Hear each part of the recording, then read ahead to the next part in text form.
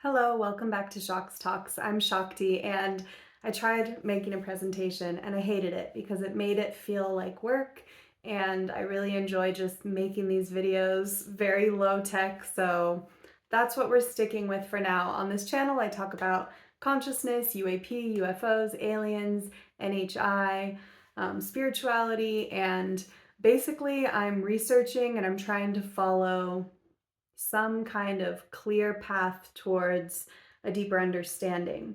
There's a lot of stuff when it comes to all of these topics, and it's easy to get sidetracked, and there are some interesting tangents that are definitely worth exploring, but overall, I'm mostly following the credible UFO history, the current events surrounding UAP, and scientific discoveries around consciousness and anomalous and paranormal phenomena.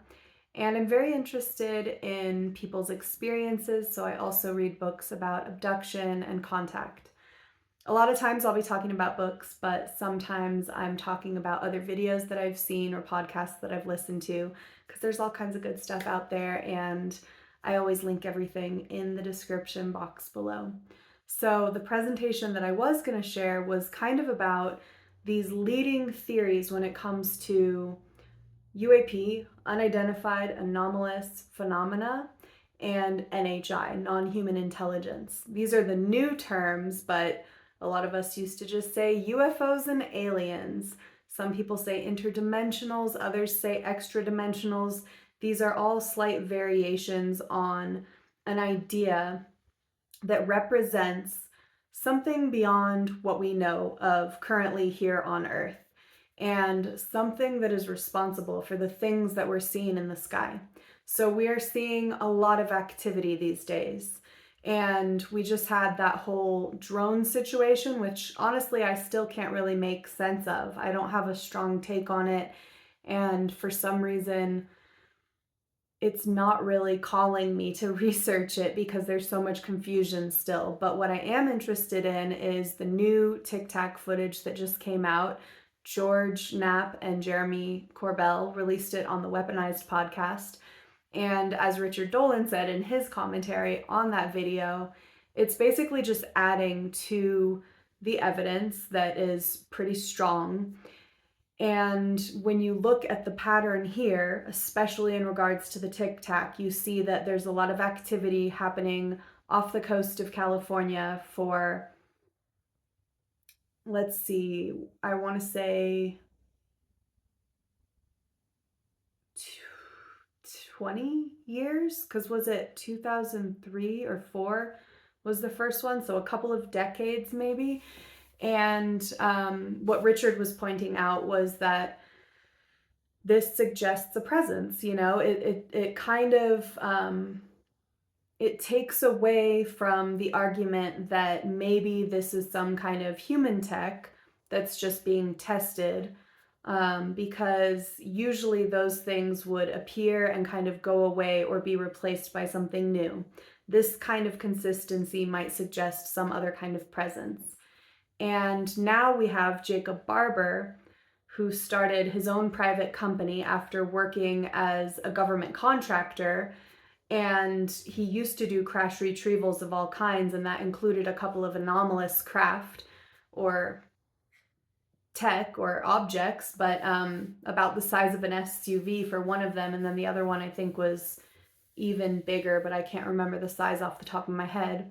Anyway, him and his private company are now using these psionic assets or neural meditators, or basically psychics, who have this ability to connect with the phenomena, and they can either have a precognition that something's about to be there, even down to the detail of like what color it will be or what type of classification of UAP it will be.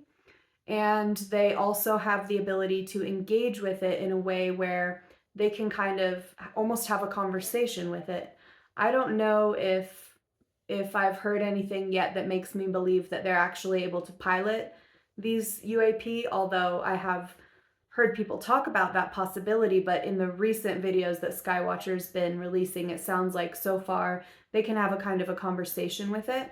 They are hoping to bring something down to the ground level for more basically imaging, and they're trying to learn about these things.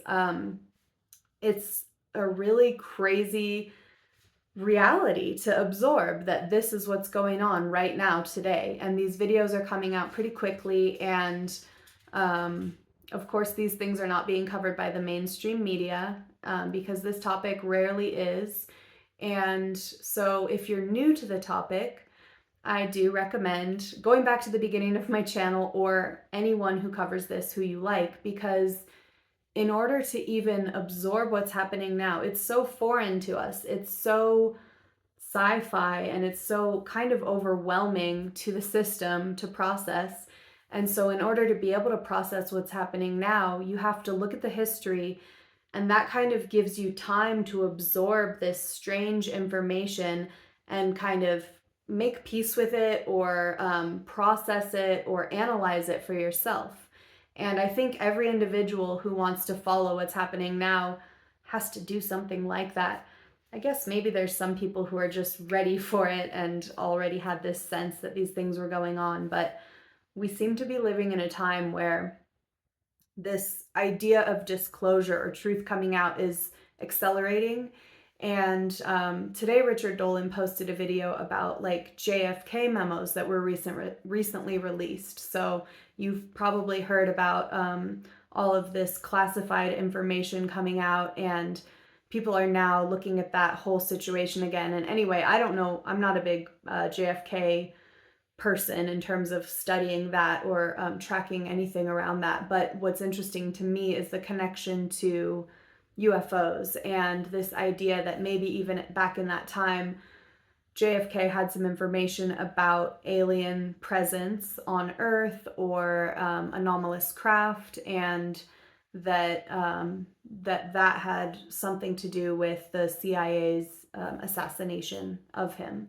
So more things are coming forward, and I think similar to what Ross Coulthart was saying in his video where he was commenting on the mainstream media, I think that we are at a really important time where we're all going to look back on this time and be like, wow, look at all the stuff that was coming forward that was like moving this whole topic out into the open more and more. I think what I really wonder about and what I wanted to present about was the main categories of what this phenomena might be based on all the research and ancient teachings and experiences. So you have Jacques Vallee, who some call the father of ufology. I'm going to do this off the top of my head because I don't have my presentation or my notes. So let me remember. He had a math degree and another degree in science, I believe, but basically, it was astronomy. I think, because he ended up working at these different astronomy places in France. And he also worked on a precursor to the internet that we have now. But back when he was looking at, I think it was like images of the sky or something to that extent, he saw some people basically getting rid of evidence that showed something strange. So, we can all Wikipedia Jacques Vallee or go and look up other videos about him. But the bottom line here, the thing that's important, is that he was interested in this topic because something happened that seemed a little fishy to him, and he wanted to know more.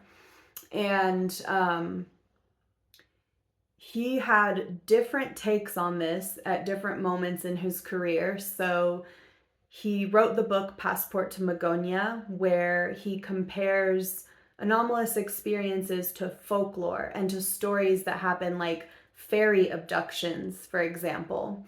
And this kind of leads into what we have now, which is Diana Walsh Pasulka, a professor of religious studies, who is examining this phenomena through the lens of religious encounters and experiences.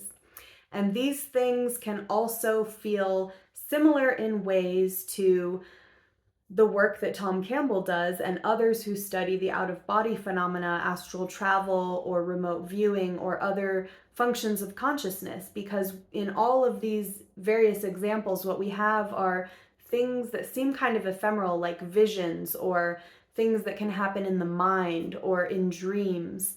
A lot of the abduction literature is kind of split with these different kinds of experiences, this more ephemeral type, and then the more hardcore reality type, where you see physical markings on people, or physical implants are removed by doctors, or burns from radiation from coming into contact with a craft, things like that.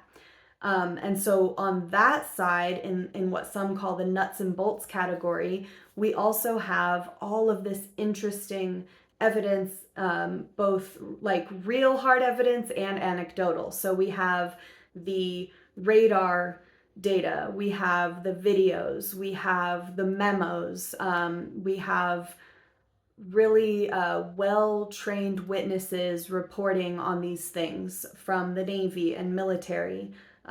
Just lots of well-documented cases of anomalous activity and phenomena, especially UFOs, around nuclear bases. And these UFOs seem to be able to shut down the nuclear systems, the weapons themselves. They can interfere with tech of all kinds, and they can shut down Navy ships. So they're showing their powers and their abilities, or so it would seem. And they're obviously far more powerful than we humans are with our own tech and our own intelligence.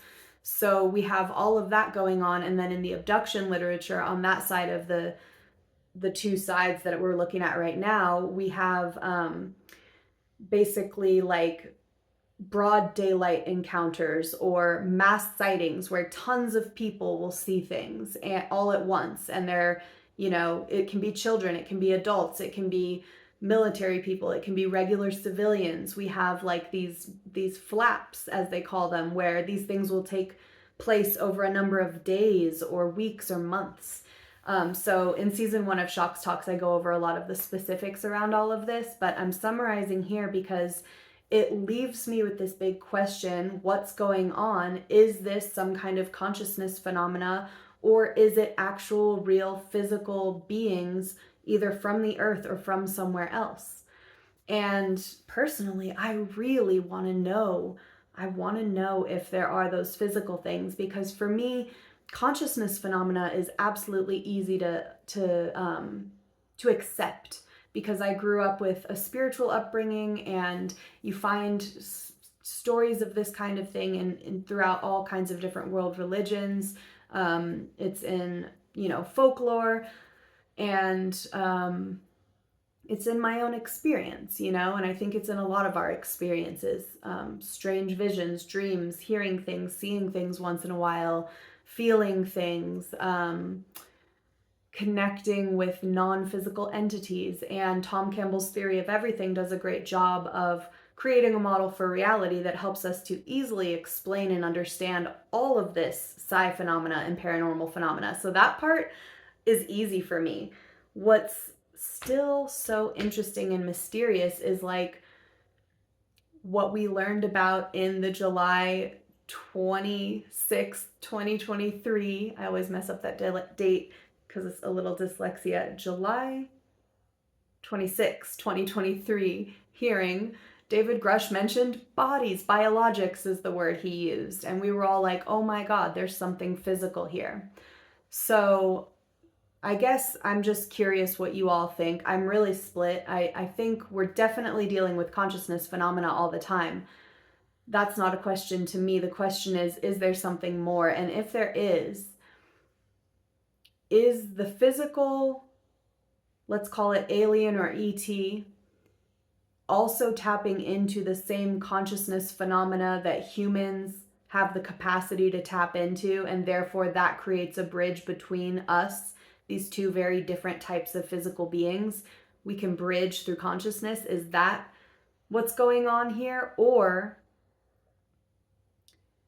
are these physical beings showing themselves in the skies and perhaps being retrieved from these crash sites and looked at, but the connection that we're having with non-physical entities is separate from that? That's my question. I want to know what you all think, so put it in the comments if you've stayed with me this far. And thanks for listening to Jacques Talks.